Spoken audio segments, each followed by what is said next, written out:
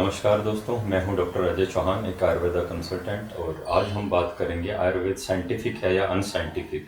मैं आपके सामने कुछ बातें रखना चाहता हूं। आजकल कुंभ चल रहा है और ये कुंभ कितने समय में आता है? 12 साल में एक बार। क्यों आता है? क्योंकि ये जुपिटर की साइकिल पर आधारित है। बृहस्पति ग्रह 12 साल में अपना चक्कर पूरा करके कुंभ राशि में वापस आता है और ये हम हजारों सालों से मनाते आ रहे हैं। इसका मतलब हमको पता था कि जुपिटर ग्रह की साइकिल 12 वर्ष की है और नासा ने तो अभी बताया कि जुपिटर ग्रह 12 साल में अपनी साइकिल पूरी करता है और हमें कह दिया जाता है कि हम अनसाइंटिफिक हैं। एक और मज़ेदार बात सुनिए, सूर्य ग्रहण और चंद्र ग्रहण हम सबको पता है और उसका समय सरकार तय करती है। और सरकार किस बेस पे तय करती है? तो नासा की फिजिकल ऑब्जर्वेटरी बताती है कि इस दिन इस समय सूर्य ग्रहण या चंद्र ग्रहण होगा और सरकार द्वारा हमें रेडियो के माध्यम से या टेलीविज़न के माध्यम से या अखबार के माध्यम से बताया जाता है कि इस दिन सूर्य ग्रहण या चंद्र ग्रहण होगा। लेकिन 1950 से पहले तो नासा की फिजिकल ऑब्जर्वेटरी नहीं थी। 1920 में एडविन हबल एक साइंटिस्ट हुए, उन्होंने एक्सपेंशन ऑफ यूनिवर्स की थ्योरी दी। उससे पहले एक्सपेंशन ऑफ यूनिवर्स का नहीं पता था। 1916 में एल्बर्ट आइंस्टाइन ने रिलेटिविटी की थ्योरी दी, उससे पहले रिलेटिव मोशंस ऑफ प्लैनेट नहीं पता था। 1900 में मैक्स प्लैंक ने क्वांटम थ्योरी दी प्रोटॉन्स वाली, उससे पहले प्रोपोगेशन ऑफ लाइट नहीं पता था। 1897 में जे थॉमसन ने इलेक्ट्रॉन खोजा, उससे पहले हम ये मानते थे कि एटम अनडिविजिबल है। और 1633 में गैलीलियो को फांसी दी जा रही थी, जो ये कह रहा था कि अर्थ रिवॉल्व्स अराउंड द सन। तो ये लोग 380 साल चलकर जहाँ पहुँचे हैं। हमारा पंचांग तो युधिष्ठिर के समय से चलता आ रहा है, लगभग 5000 वर्ष पहले से, और हमें ही बता दिया जाता है कि हम लोग अनसाइंटिफिक हैं।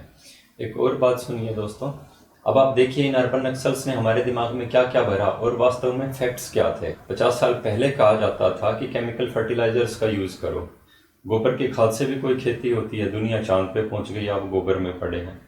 और आज ठीक इससे विपरीत कहा जा रहा है। आज वही लोग क्या कह रहे हैं कि ऑर्गेनिक फार्मिंग करो, ऑर्गेनिक फर्टिलाइजर्स का यूज़ करो। 50 साल पहले कहा जाता था कि जड़ी बूटियों पेड़ पौधों से भी कोई इलाज होता है, आप नई दवाएं लीजिए, सल्फामेथोक्साजोल लीजिए, पेनिसिलिन लीजिए, एरिथ्रोमाइसिन लीजिए, जेंटामाइसिन लीजिए, सिप्रोफ्लोक्सासिन लीजिए। लेकिन कुछ समय बाद इनमें से कुछ दवाओं का प्रयोग बंद कर दिया गया, कुछ दवाओं का प्रयोग कम कर दिया गया। कहा गया कि ये रेजिस्टेंट हो गई हैं, बेअसर हो गई हैं। लेकिन आयुर्वेद के सिद्धांत तो हजारों वर्ष पहले भी यही थे, आज भी यही हैं और आगे भी यही होंगे। और आज वो ही लोग कह रहे हैं केमिकल मेडिसिन नहीं, हर्बल मेडिसिन।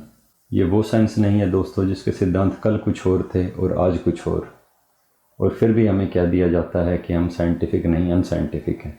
जब बात साइंटिफिक और अनसाइंटिफिक की आती है तो मैं आपको बताना चाहूँगा कि प्राचीन भारत में 7 विद्यापीठ थे।